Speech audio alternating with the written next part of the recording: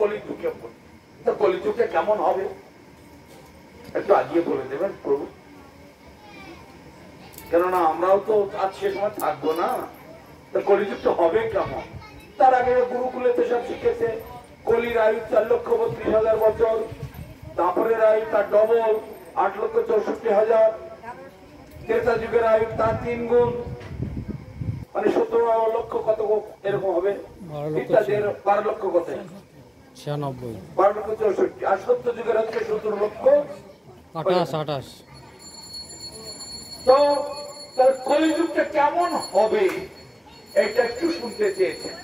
কৃষ্ণ বলছে ঠিক আছে, এক কাজ করো, আমি এখানে বসি আর তোমরা সকালবেলা আজকে যাও এই বনের ভিতরে ঘুরে এখানে এসো, আমি তোমাদের জন্য খাওয়া দাওয়া রেডি করছি, একটা করে পাক দিয়ে সব এসো, এসে তারপরে এখানে বসে একসাথে খাওয়া দাওয়া করবে। আমি তৎক্ষণে রান্নাটা ঠিক করে গুছিয়ে দিই আর তোমরা একটা বনের ভিতরে 5x5 দিকে যাবে। কি খবর সেটা একটু বলি। তখন 5 ভাই চলে গেল আর কৃষ্ণ এদিকে ওদের জন্য রান্নার ব্যবস্থা করছে। তো মাতা কুন্তি দেবী আছে, কুন্তি দেবী রান্না করছেন, কৃষ্ণের সঙ্গে আছে পিসিমা, পিসিমা পিসিমা বলে ডাকে। 5 ভাইয়ের ওই প্রশ্ন কলিযুগটা কেমন হবে। কৃষ্ণ বলেছে আমি বলবো, একটু পরেই বলবো, তোমরা পরে 5 ভাই 5 দিক থেকে ঘুরে একসঙ্গে এসে পড়ে। ভাইয়া মানে যুধিষ্ঠির মহারাজ কি দেখলেন? আমি একটা মানে অলৌকিক দৃশ্য দেখলাম। কিরকম অলৌকিক? বিরাট বড় হাতি, এত বড় হাতি কোনদিন দেখি, এত বড় হাতি। হ্যাঁ, জঙ্গলে গাছগুলো থেকেও যেন তার পিঠ উঠছে, এত বড় হাতি। হাতি তো 2-4টা হাতি বড় হতেই পারে। সমুদ্রের তিমি মাছ তো বিশাল বড়, আর পৃথিবীতে বলা হয়েছে মাছ, গাছ, সাপ, এরাই 3টি প্রাণী সব থেকে বড় হয়। তো তাতে কি এমন কথা হতে পারে? হ্যাঁ বিরাট, কিন্তু একটা অলৌকিক কাণ্ড যে হাতির 2টো সুর। হাতির আবার 2টো সুর হয়, এর হাতি জীবনে শুনি দেখিনি। হ্যাঁ 2টো সুর ঠিক দেখেছি, ঠিক দেখেছি। এই 2 সুরওয়ালা হাতির অর্থ কি? এ কোথা থেকে হাতি? এই কলিযুগে ওই জন্য হাতি সব হবে। তার মানে হাতি মানে দলপতি, 2 সুর মানে 2টো মুখ। কলিযুগের নেতাদের হবে 2টো করে মুখ, একটা ভোটের আগে গলায় কাপড় দিয়ে হাত জোড় করে, আর একটা ভোটের পরে। এইটা হবে কলিযুগের স্বভাব, 2টো করে মুখ হবে। আপনারা দেখছেন, আরো দেখবেন যতদিন বেঁচে থাকেন। এই হলো যুধিষ্ঠির মহারাজের উত্তর। এইবার ভীম, তুমি কি দেখলে? আমি একটা অলৌকিক কাণ্ড দেখলাম। কি কাণ্ড? একটা গাভীর বাচ্চা হয়েছে। গাভীর বাচ্চা হলে কি হয়? কেউ আর কাছে যেতে পারে না, হুশ করে গুঁতো মারতে আসে। এখন তো গরু লুপ্ত হয়ে যাচ্ছে সব দিকে দিকে, বাছুরদের কাছে কাউকে আসতে দেবে না। আর সে জিভ দিয়ে চেটিয়ে ফুটে একবার বাসন চকচিকে করে। ভীম দেখলো একটা গাভীর বাচ্চা হয়েছে, এমন আদর করছে, এমন চাটা চাটছে, চেটে চেটে চেটে চেটে চেটে চাটতে চাটতে চাটতে তার গায়ের রোগ সব ছিঁড়ে ফেলেছে, তার চামড়াও ছিঁড়ে গেছে, রক্ত বেরোচ্ছে, রক্তগুলো চেটে খেয়ে দিচ্ছে। তারপর মাংস বেরিয়ে গেল, মাংসটাও খেয়ে দিচ্ছে, হাড় বেরিয়ে গেল, হাড়টাও খেয়ে দিচ্ছে। সে বাছুরের আর কিচ্ছু নেই, আর সবটাই চিবিয়ে খেয়ে। কিরকম কাণ্ড! গরু তো সারা জীবন দেখেছি, এইরকম করে একেবারে বাছুরকে এমন আদর করা করেছে, শেষ করে দিল। এইরকম কাণ্ড কেউ জীবনে শুনেছে নাকি কেউ? যে কোনো মা বা ভালুক, হাতে ঘোড়া, মানুষ যাই হোক আদর করে, তাকে সন্তানকে বাঁচায়, নিজের মধ্যে রাখে, বাচ্চাকে মারে না। এই এমন আদর করা করছে যে একেবারে শেষ করে দিল, বাছুরটাকে নিঃশেষ করে। তখন কৃষ্ণ বলছে, মেজলা ভাইয়া মানে ভীম, মেজ ভাই, মেজদা, তুমি ঠিক দেখেছ। এই কলিযুগের মা বাবা, দাদু দিদার দল সব ওই রকম হবে।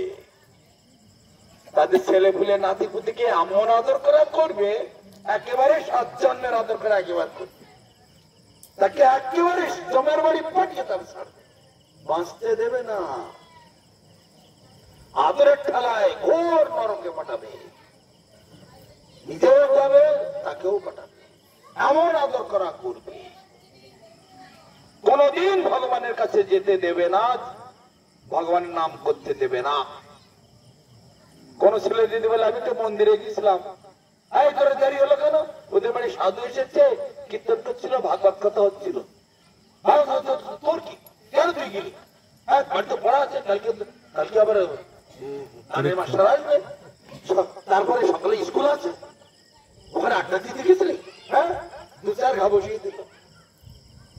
আর যদি কোন ছেলে একটু খুশি হয়ে এই ছোট 8-10 বছর কি 20 বছর 15-16 বছরের ছেলে সাধুদের পাঠ নেয়, কথা খুব ভালো লেগেছে, সাধুরা যেখানে যায় আমরা সেখানে যাবো, আমি সেখানে যাবো। সাধু বাড়ি কোথায় কোথায় থাকবো? আমরা মঠে থাকি। তা আপনার সঙ্গে আপনাদের মঠে যাবো, ঠিক আছে যাবি তো যাবো। যদি পাঁচ ধরে আর মা বাবার কথা না শোনে, এইবার সেই সাধুর জীবন বাঁচবে কিনা সন্দেহ আছে। পাড়ার লোকজন নেতা টেতা ঢেকে মেরে পিটিয়ে একবার তার শেষ করে দিবি, আর মঠে আর তার ফিরে যেতে হবে না। আমার ছেলেগুলো ফুসলে নিয়ে চলে যাচ্ছ, হ্যাঁ এই জন্য সাধুগিরি করছো তোমরা। মানুষ হতে দেবে না, ভগবানের কাছে যেতে দেবে না, কেন নিজেরাও চায়নি কোনদিন, নিজেরাও সব ভগবান ভগবান মানে না, বোঝে না। এই হচ্ছে কলিযুগের মা বাবা। প্রতি ঘরে ঘরে দেখবেন এরকম, শহরের দিকে গেলে আরো বেশি করে দেখতে পাবেন, গ্রাম দিকে তবু কিছুটা হালকা।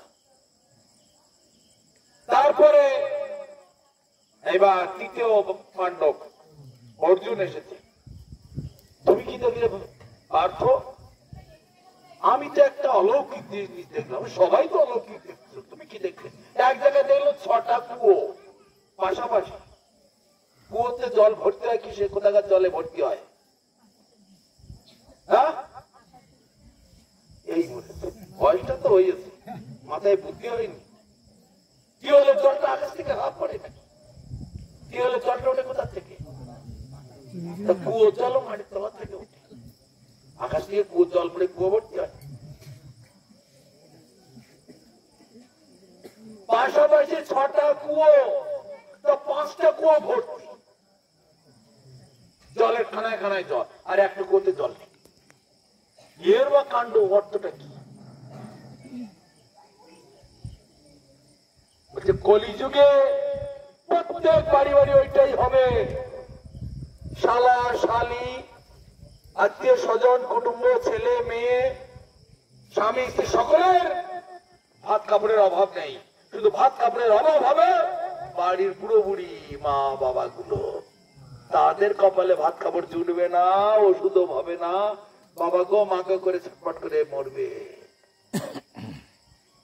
মা বাবা গুলোর কপালে জুটবে না। তো ওই একটা কুয়োতে জল আর ভরবে না, আর সব জায়গায় জল ভরবে না। ছেলেকে ইংলিশ স্কুলে পড়াচ্ছে, মাসে মাসে 10,000 টাকা লাগছে, মেয়ের নামে পেয়ারলেস করেছে, ওর নামে ইন্স্যুরেন্স করে রেখেছে, মাসে মাসে 20,000 টাকা জমা হচ্ছে। মায়ের একটু কষ্ট হচ্ছে, বাবার কষ্ট হচ্ছে, অপারেশন করতে হবে, ওষুধ দিতে হবে, ও আগে টাইম নেই। একজন কি বলছে তোর বাবার একটু এইটুকু কষ্ট, ভালো খুব লোক, কিন্তু খায়, খেয়ে খেয়ে রোগ বাঁচাচ্ছে। আরে মা, বুড়ো মানুষ কি এমন খায়, দাঁত নেই, এমনি খাবেটা কি? শরীর হয়েছে, বয়স হলে অসুখ হবে, একদিন তুই বুড়ো হবি না, তখন বুঝতে পারবি। বলতে গেলে ওইরকম উত্তর দিতে তেড়ে, মা বাবা অসুখ হয়ে যাচ্ছে, ওষুধ দিতে বলছে, এটা তেড়ে উত্তর দিচ্ছে। এদিকে উপরে 2 তলা 3 তলা করছে, মা বাবার ওষুধ পাচ্ছে। কলিযুগটা এরকম হবে। তার 3টে প্রমাণ পেলেন, 200 হাতি আর গাই বাছুর আর কুয়ো। এবার 4 নম্বর, নকুল তুমি কি দেখলে? আমি একটা বিচিত্র জিনিস দেখলাম। কি? ওই গঙ্গা দিয়ে মরা একটা ভেসে যাচ্ছিল, দেখলাম মরে পচে ঢোল হয়ে গেছে।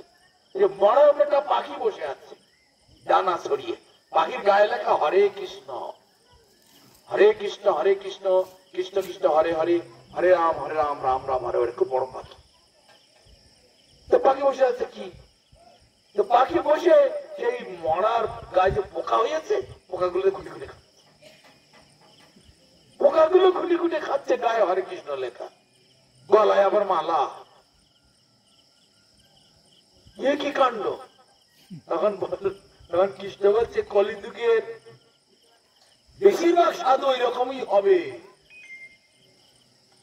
কলিযুগের 99% সাধু ওই রকম হবে। বাইরে বাইরে সাধুগিরি, বড় বড় মালা, বড় বড় তিলক, বড় বড় সবকিছু, কিন্তু লুকিয়ে লুকিয়ে মাছের চল, মুরগির চল, বিড়ি গাঁজা খৈনি না হলে তাদের চলবে না। একাদশী করেছে, হ্যাঁ একাদশী করেছে, লোকের সামনে একাদশী করলে বাজারে গিয়ে আলুর চপ বেগুনের চপ খাচ্ছে, এই সব কলিযুগের সাধু। এটা মহাভারতের কথা, আমার বানানো কথা নয়। তারপরে 4 জনের উত্তর পেয়ে গেলেন। এবার সহদেব, ছোট ভাই তুমি কে দেখা হ্যায়, তুমি কি দেখলে ছোট ভাই? তো সহদেব বলছে আমি একটা বিচিত্র জিনিস দেখলাম, আমি কোনো মতেই মানে অঙ্ক কষে হিসাব মেলাতে পারছি না, কি দেখলাম একখানা। কি দেখলে? এই একটু আগেই দেখলাম, সারা জায়গায় ঘুরে ঘুরে ঘুরে ঘুরে যে পাহাড়ের কালুতে আসলাম, তখন দেখলাম হঠাৎ বিরাট একটা শব্দ হলো পাহাড়ের মাথায়, আর বিশাল একটা পাহাড়ের টুকরো, প্রায় 10-20 তলা বিল্ডিং এর মতো উঁচু, সেরকম একটা পাহাড়ের টুকরো হঠাৎ ভেঙে পড়লো, ভেঙে হুড়মুড় হুড়মুড় করে গড়াতে গড়াতে আসছে, আর যত বিশাল বিশাল গাছ আছে হুড়মুড় করে ভাঙতে ভাঙতে ভাঙতে ভাঙতে চলে আসছে। আর সমতলে লোকেরা ত্রাহি ত্রাহি রব, ওরে পালা পালা পালা, ওরে সব মরে যাবি রে, পালা পালা পালা।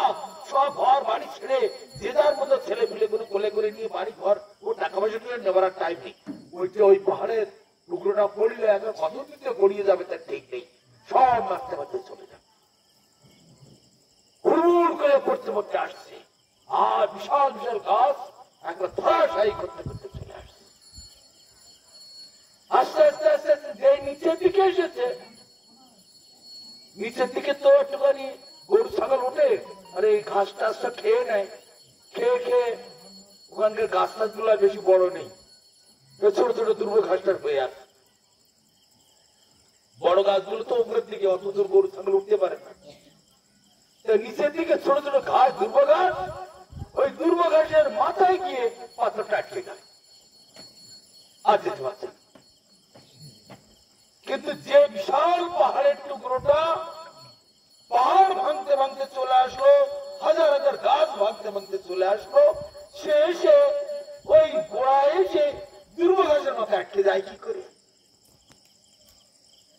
দুর্ব ঘাস এত বড় কি শক্তিশালী, যেখানে এত বিশাল বিশাল গাছ আর 10 জনে আঁকড়ে ধরা যায় না, সেইগুলো ভাঙতে ভাঙতে চলে আসছে, আর সে যে 1 বিঘে করে দুর্ব ঘাস হয়েছে তার মাথায় পাথরটা আটকে না।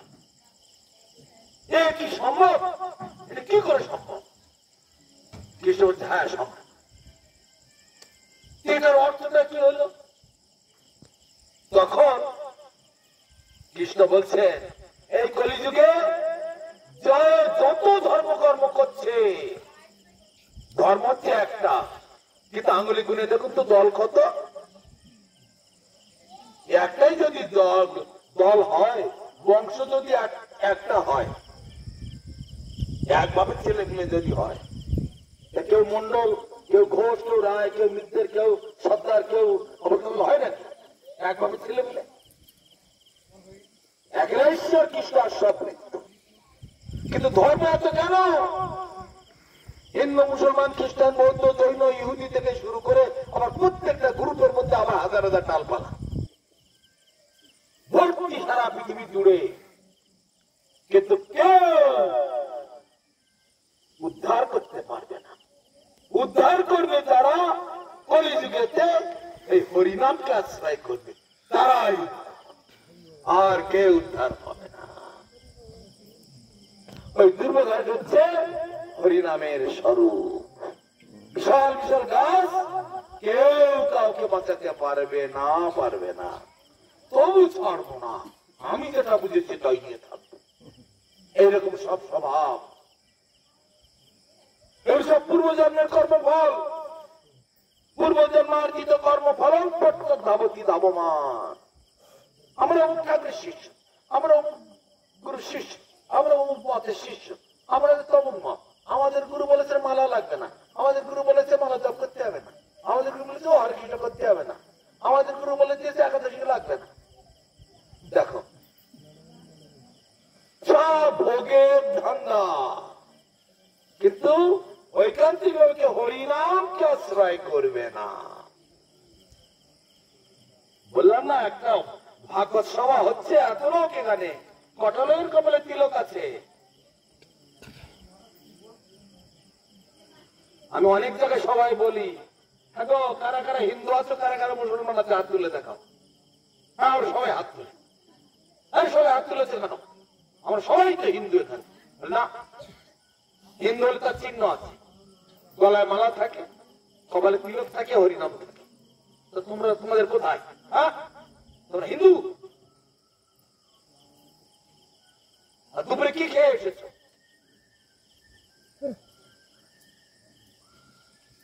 ঠাকুরের ভোগ দিয়েছিল, প্রসাদ খেয়ে এসেছো, ভূত প্রেতের খাদ্য খেয়ে এসেছো, আর হিন্দু বলছো? একটা মুসলমান কবি ব্যঙ্গ করে হিন্দুদের উদ্দেশ্যে লিখেছিল স্বাধীনতার সময়। আপনার নাম শুনেছেন হয়তো, জসিমউদ্দিন। বয়স্ক লোক যারা, তখন আমি ক্লাস 5-6 বোধ কবিতাটা পড়েছি, 6 না 7 পড়েছিলাম। কবিতাটা একটু বড় আছে, 20-25 লাইন, মাঝখানে 4টে লাইন আমার এখনো মনে আছে। সেখানে জসিমউদ্দিন বলছে, তোমরা কিসের হিন্দু? হিন্দু তো তোমাদের কোথায়? কবিতার মধ্যে উল্লেখ করে দেখিয়ে দিয়েছে, নাম করে কারো বলেনি। বলছে আমরা ছেড়েছি টিকির আদর, আমরা ছেড়েছি ধুতীয় চাদর, আমরা ছেড়েছি সাধু শাস্ত্র হরিনামের কদর, আর এখন হ্যাট বুট কোট প্যান্ট পরে সেজেছি বিলেতি মাদর। সেই জসিমউদ্দিনের কবিতাটা দেখুন, পুরনো বই যদি থাকে বাড়িতে পড়ে, তাতে লেখা রয়েছে আমরা ছেড়েছি টিকির আদর, আমরা ছেড়েছি দ্বিতীয় চাদর, আমরা ছেড়েছি সাধু শাস্ত্র হরিনামের কদর, আর এখন হ্যাট বুট কোট প্যান্ট পরে সেজেছি বিলেতি মাদর। কথা হলো কে কপাল পাচ্ছে নিয়েছে। সারা জীবন ধরে কত ভাগবতের সপ্তাহ এখানে হলো, কত ভাগবত কথা, কত হরিনাম, কত পদাবলী কীর্তন, কত কিসব হলো। মানুষের পরিবর্তন হয় না কেন? শুধু ভোগের লালসায়। কিন্তু যে কোনো দিন চলে যাবে। পরীক্ষিত মহারাজের তো 7 দিন ছিল, আমার 7 মিনিট আছে কিনা সন্দেহ। রাত্রে খেয়ে দিয়ে শোবেন, সকালে হয়তো বলহরি বলহরি করতে করতে কোনো গ্যারান্টি আছে? নিঃশ্বাসের কোন বিশ্বাস আছে? তবু পরমার্থের দিকে কারো বিশ্বাস নেই। এই হচ্ছে দুর্বলতা। আত্মকল্যাণ কেউ বোঝে না, কেউ গুরুত্ব দেয় না। কিন্তু আপনাদের সকলের আশীর্বাদে, গুরু মহারাজের কৃপায়, মহাপ্রভুর কৃপায় সারা পৃথিবীটা আজ 32 বার ঘোরা হলো। 1985-86 থেকে শুরু করে আজ পর্যন্ত সারা পৃথিবীটা 150 দেশে ঘুরলাম। মুসলমানের দেশে তারা হরিনাম করে, কলার পাতায় বসে, মাটিতে বসে প্রসাদ খায়, উচ্চৈস্বরে হরিনাম সংকীর্তন করে।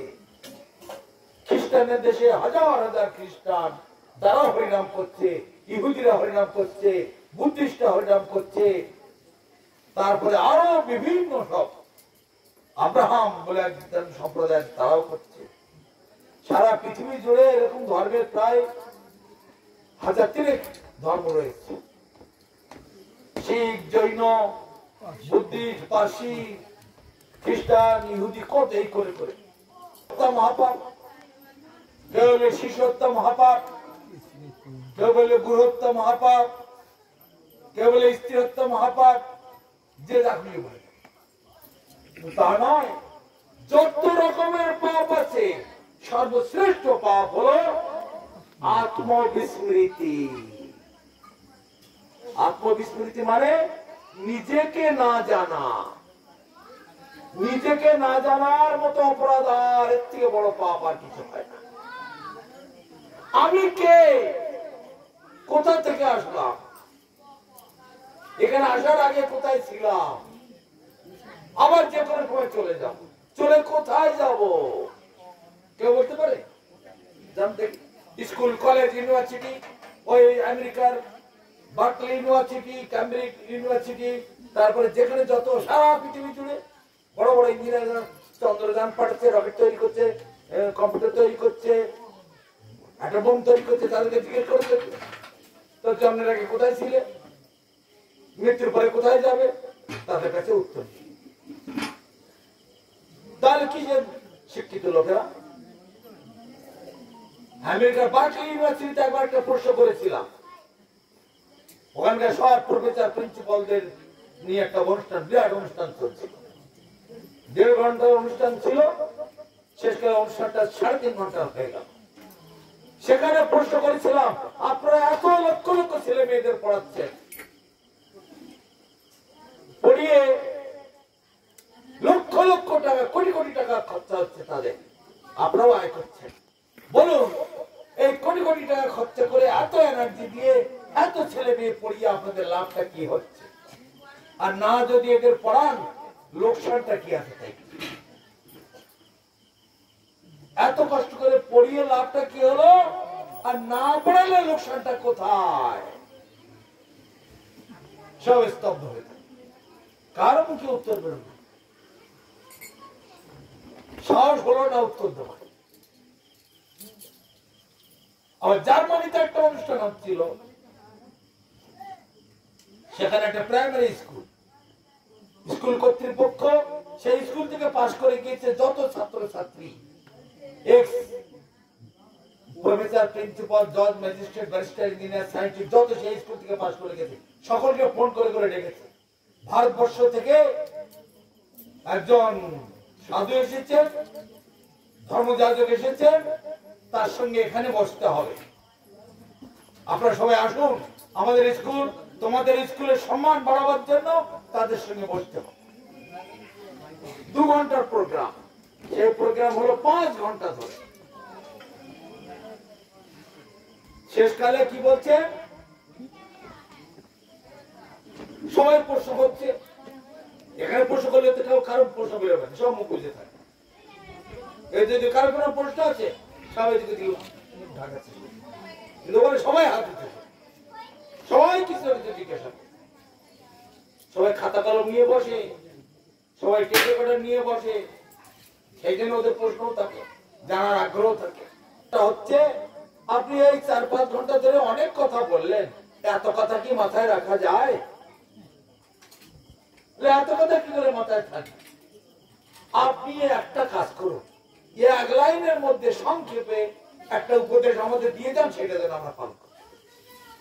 একটা সেন্টেন্সের মধ্যে, মানে একটা বাক্যের মধ্যে একটু বলে দিন, তাহলে 4-5 ঘন্টা লেকচারটা একটা বাক্যের মধ্যে কি করে বলবেন বলুন?